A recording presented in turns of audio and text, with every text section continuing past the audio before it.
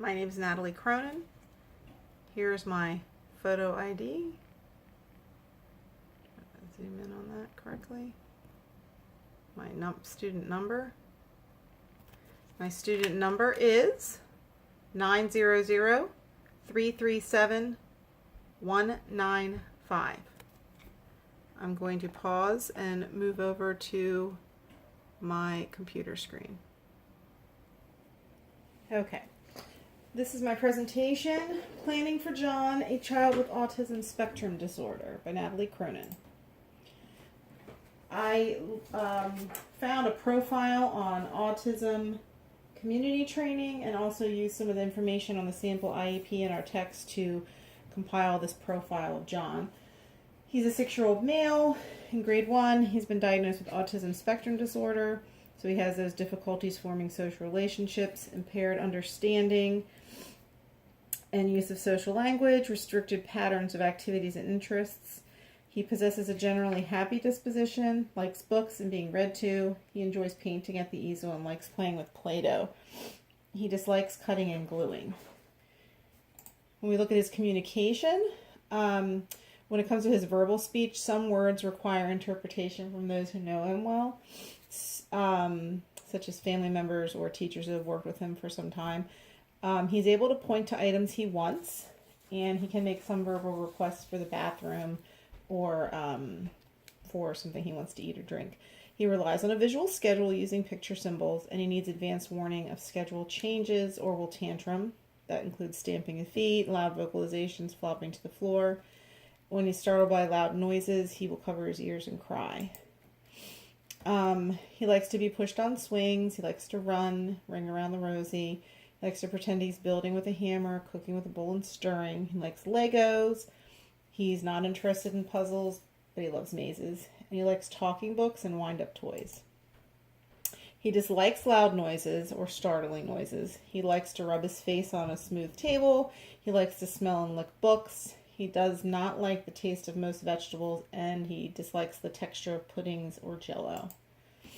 So some challenges for John. His speech can make it difficult to understand him.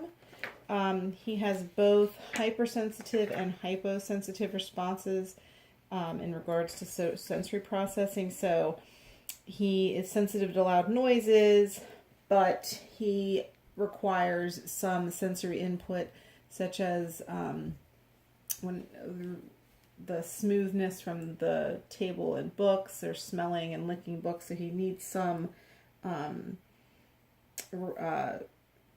sensory input when it comes to those kinds of things. He does not do well with change, and he struggles with transitions. He has challenges with fine motor activities and motor planning. He's below grade level in math as well as language arts, and I believe he's on a pre-kindergarten level. He exhibits stimming behaviors when he's upset, and he has difficulty forming social relationships. So some of the suggested adaptations, modifications, and supports that I would suggest would be the use of a picture communication board, or even a talk tablet if we wanted to use something electronic. I think he needs to work with a speech language pathologist to improve his verbal speech and expressive language, so that articulation, so we can understand him better. He needs a visual schedule in the classroom and at home. The noise-canceling headphones would help to mask out any loud noises that bother him and position him in a quiet area with maybe a corral, a study corral, so he can be less distracted. Play therapy would be helpful. I think it would be helpful for him to learn to extend his play and interests. Structured activities are important for him. If we go back to the play therapy, I think it would be helpful to use video modeling, because visual supports are helpful to students with autism spectrum disorder. Could also use social stories. He does respond well to tangible treats that would help to promote desired behaviors. He should work with an occupational therapy on his fine motor skills and motor planning, and with an OT to work on appropriate sensory input. and an OT, dietitian, and behavioral psychologist to address his sensory issues with his diet to help him have a more varied diet. I think he can access the regular curriculum at a kindergarten level in order to advance to first grade curriculum in both math and language arts.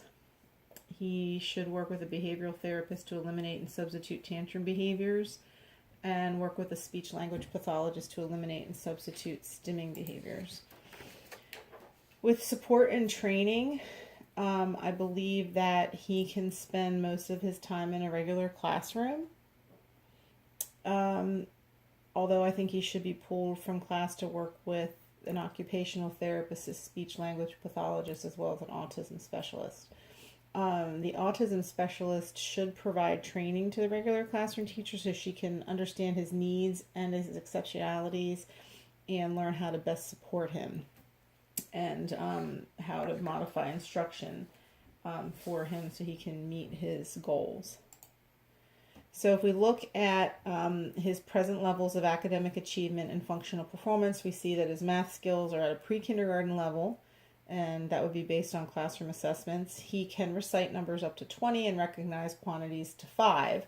However, he does not have the prerequisite skills necessary to achieve first grade standards. So he's going to need to work on kindergarten level math standards in order to get him where he needs to be by the end of the school year. When we look at language arts and communication, it's very much the same. He can repeat the alphabet, but does not yet recognize most letters, so we want to work on that with him. He does not write with pencil and paper. He's not able to perform the prerequisite skills required to meet first grade standards, so we want to get him to work on some of those kindergarten items, identifying all the letters of the alphabet and their corresponding sounds, and to use a variety of digital tools to produce writing. So he continues to develop his skills in the area of language and communication, and we want to work on speaking and conversation skills with him. So he currently does make some verbal requests for his wants and needs, but we want to get that to more closer to 100% of the time, and work on engaging in conversations with his teachers and peers, and work on conversation so that he can interact more appropriately with his teachers and peers. We want to work on greetings with him. He does respond to his name with eye contact, but he does not respond when others greet him, so we want to work on that basic skill, basic social behavior. And as far as behavior goes, he can watch an activity from a distance and attend to a desirable task for up to 10 minutes. So he resists change when presented with a new activity or transition. He stamps his feet, does the loud vocalizations, and sometimes will flop to the floor. So we want to work on doing that kind of behavior less and less. We also, as far as functional life skills, want him to work on the use of zippers, buttons, and snaps. And I suggest in his IEP that he works on zippers and snaps because they're a little easier to use with his fine motor issues initially, and then when that would be revisited, then work on the buttons. So we want him to get his math skills to an end of kindergarten level.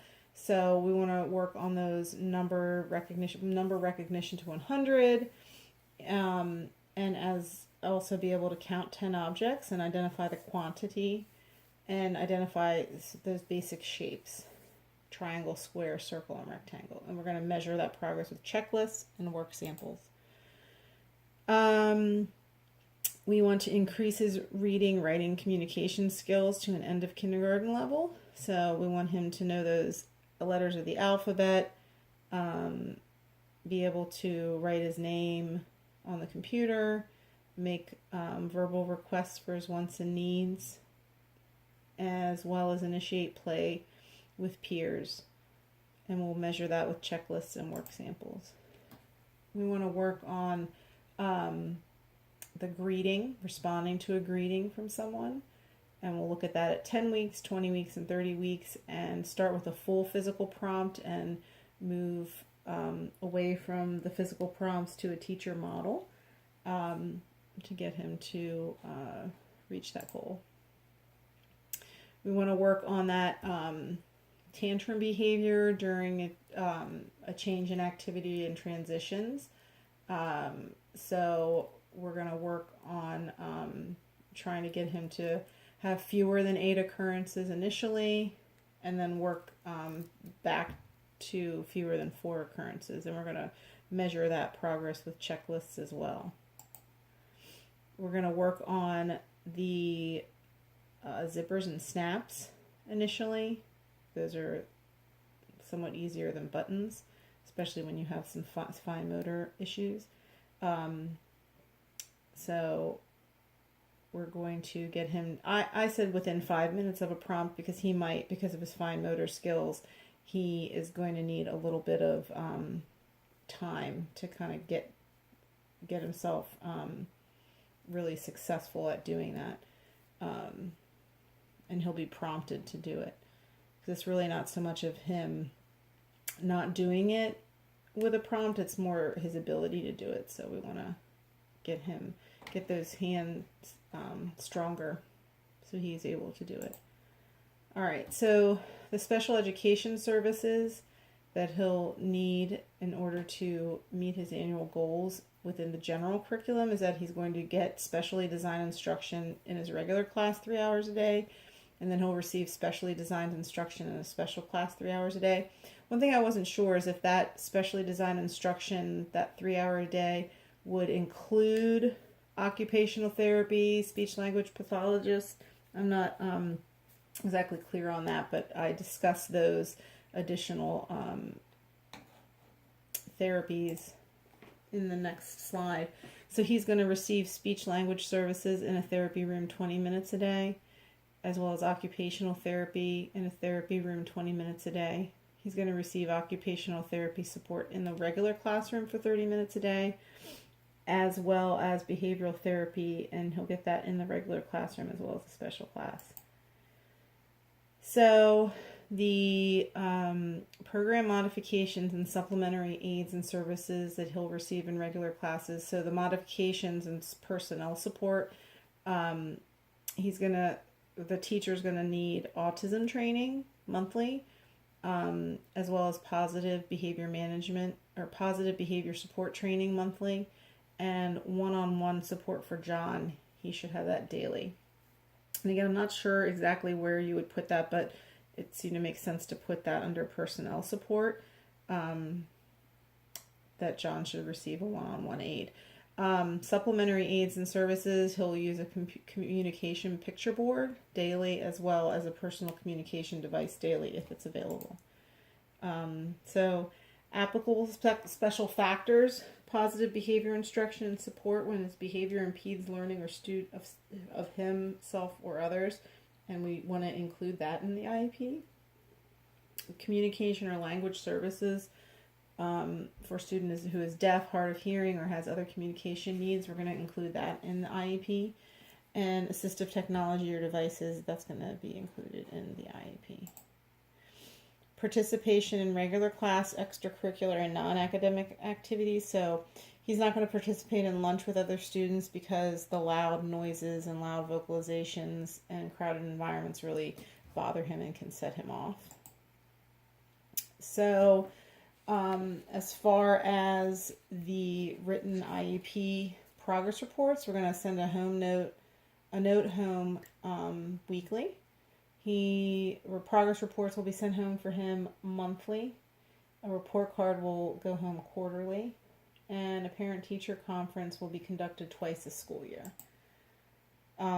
He will not get a transition plan because it's not applicable, as he is not 16 or older. He will participate in a state alternative assessment because his skills are 1 year behind his non-disabled peers. He's unable to participate in regular assessment. So the IEP participants are going to be the parent, and Parents are required to have notification of the IEP process and have to sign off on before any proceedings occur. So just because he's tested does not mean that an IEP can be created. The parent has to agree to that in writing. An LEA representative could be the school principal. It's someone who is going to be familiar with the curriculum and familiar with what special education services are available in the building. The regular classroom teacher, if they're familiar with the student, should be participating. The special education teacher, obviously, because they're going to help really support the student and give a lot of those accommodations and modifications and help support the regular classroom teacher. The school psychologist is going to be the person who is able to discuss any testing that has helped the team to arrive at a diagnosis, as well as, the specific ongoing standardized tools that are used to test him. The school psychologist will be able to translate that for the team.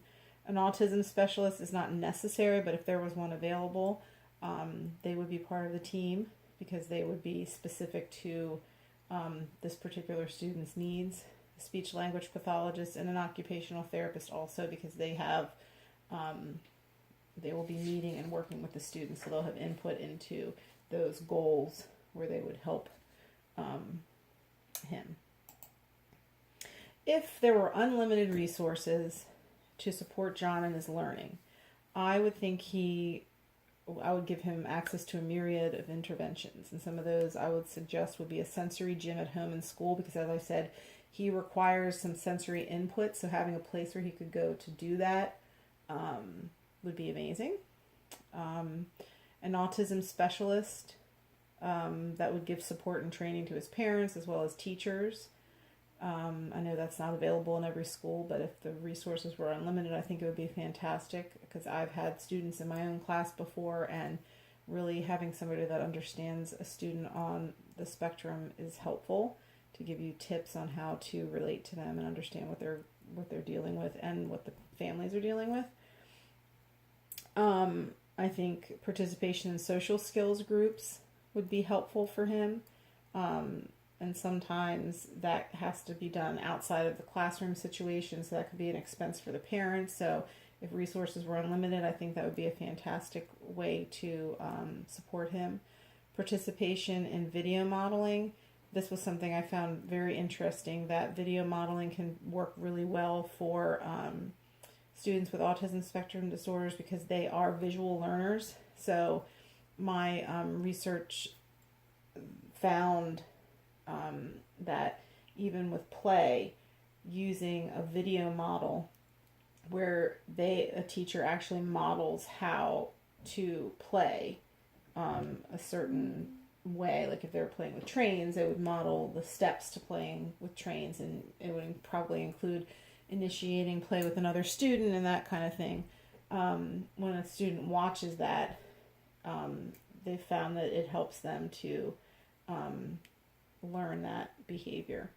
Having him participate in cognitive behavioral therapy for his disruptive behaviors, as well as his dietary needs, use of an alternative communication system, maybe something a little more high-tech than a storyboard or a picture board.